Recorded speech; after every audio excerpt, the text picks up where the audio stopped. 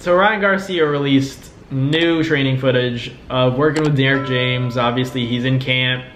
Terrence Crawford and Earl Spence is a few weeks from now, so we have that going on. Earl Spence is, seen in the pictures with Ryan Garcia. Ryan Garcia hitting the pads with Derrick James. Obviously, people are making a big deal about it. Oh, he already looks good. Oh, he already looks like this.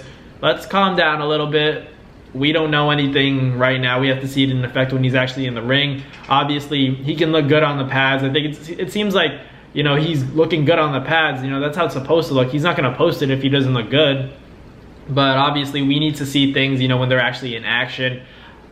It's tough because I read a lot of tweets, a lot of things on social media about talking about how Ryan Garcia has to stop posting things about his progress, the changes he's making, and just, stay in the gym, get off social media and work. And part of me agrees with that, but I think part of us are also, getting comfort from the fact that we know that Ryan Garcia is putting in the work. He's making the changes to make the adjustments that we want to see in the fight. Hopefully it translates from, training with Derrick James, training within that stable with guys who are so talented. Anthony Joshua, Jermell and Jamal Charlo, the Charlo brothers. Then you have guys like Earl Spence and Frank Martin. Frank Martin, a guy that's in his weight class, his previous weight class. Ryan's obviously at 140 now. Frank Martin's at 135.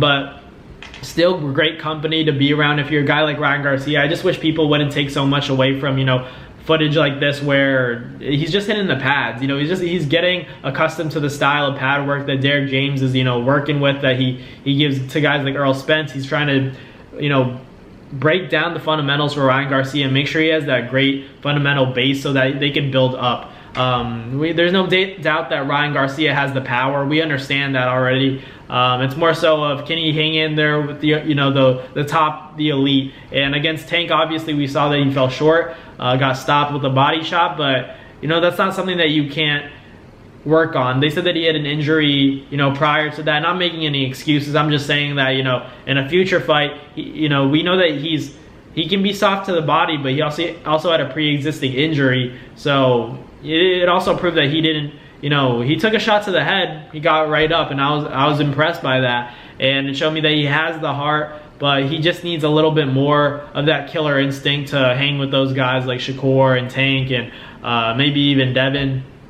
Just that elite level of those guys, because I'm sure all of those guys are going to be at 140 eventually, and they're going to meet up again. Is Ryan going to be ready for that when, it's his time to kind of have his own revenge tour, kind of like Caleb Plant did, and, come back for the big guy in the weight division, which is, I assume, is going to be Tank. I assume it's going to be Tank or Shakur, maybe even Devin. So are you going to be ready by the time that these guys are already at 140? Because you're at 140 basically. You declare yourself as a 140 pounder, but you're gonna have to face those guys when they're coming up. So you should already be accustomed to that weight class by the time these guys come up, and you should be ready to challenge them. Not saying that he should rush back into a fight with a guy like Tank or Shakur or Devin, because I think those guys would pick him apart, as we saw what Tank already did. But I just think there are a lot of adjustments that Ryan still has to make. But he's gonna have to see those guys at 140. If he really wants to accomplish something at 140 and contend for titles and compete for them and make the biggest fights happen at 140, he has to run through Rolly. I think that's a good first or second step for Ryan. And then you start looking at fights like maybe a Josh Taylor, and that's not an easy fight either. And then you have guys like Teofimo who are at 140 already do make those fights happen. Teofimo's obviously recently out of retirement, so that'd be an interesting fight for Ryan. Not an easy one by any means, but once you face those guys, and then you have guys like Jose Ramirez, guys that are still at 140, Regis, it's so competitive, especially with the incoming guys that are going to be jumping up from 135 maybe by the time early next year. Man, it's going to be a competitive division, and I don't know if Ryan Garcia is going to be able to adjust. Even with the help of Derrick James, I expect great and substantial levels of improvement from Ryan Garcia, but I don't know if it's going to be enough for guys like Tank and guys like Shakur, who are already on that level of IQ where they're so fundamentally sound and such good boxers and slick boxers already. So I hope I'm wrong. I hope Ryan proves me wrong, because I'm a Ryan Garcia fan and I want to see him do well. It's just realistically against guys like Tank and Shakur, I can't see him competing with them unless he makes some crazy changes, unless he's able to naturally glue that right hand to his guard and keep it up near his chin and protect his chin at all times, unless he's able to engage and not get hit. He has to learn how to throw punches properly. That thumbs up hook, he was winging it at an angle where, Tank's too short to land that on him. He has to aim more down, turn that hook over, turn your punches over, lower the shots. When you have your thumb down on a hook, it's more precise. You're gonna get that, even though he's swinging wild. If it's turning over, there's still a chance it's gonna hit. If you're throwing a shot like this, it's hard to land, especially your chin's up in the air, and then Tank catches him with the left hand.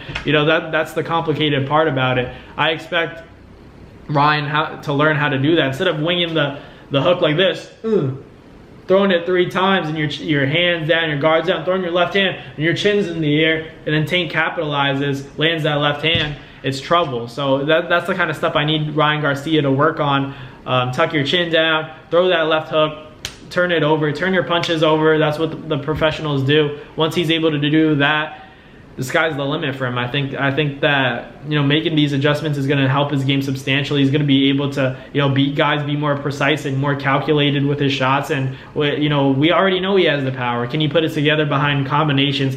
Can he be work behind his jab? Can he be unpredictable so guys can't read the patterns? Is he going to always jump on guys' feints? Is he going to be able to stay disciplined and not react to everything that guys like Tank, they carry the power, so he's scared of those feints. So that's the kind of stuff that we need Ryan Garcia to tweak in a short amount of time, because he's going to run out of time. The talent is going to run past him.